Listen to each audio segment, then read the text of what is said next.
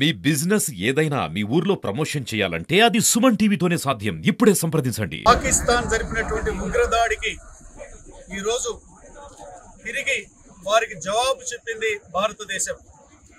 ఉగ్రదాడిని ఏ రూపంలో వచ్చినా కూడా దాన్ని మేము సహించేది లేదు అని భారతదేశం ఈ రోజు ప్రపంచానికి వెలుగెత్తి చాటింది. ఉగ్రదాడి చేసినటువంటి ఆ ఉగ్రదాడికి సపోర్ట్ చేసినటువంటి పాకిస్తాన్ మీద మనము ఈ రోజు విజయం సాధించడం జరిగింది.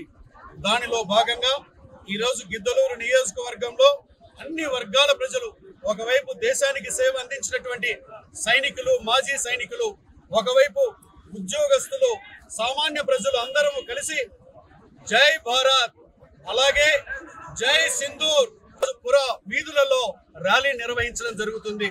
ఈరోజు ఒకటే చెప్తా ఉన్నాం, దేశం మీద ఎవరు దాడి చేసినా కూడా సహించేది లేదు అని ఈ రోజు భారతదేశ ప్రభుత్వం ఈ రోజు మనకి సపోర్ట్ ఉగ్ర మూకలకి సపోర్ట్ చేసినటువంటి పాకిస్తాన్ కి గట్టి జవాబు చెప్పిందని తెలియజేస్తూ, ఏ రూపంలో ఉగ్రవాదులను సమర్థించినా వారి అంతము చూడడమే భారతదేశ లక్ష్యమని తెలియజేస్తూ నేను మీ అందరి దగ్గర సెలవు తీసుకుంటా ఉన్నాను.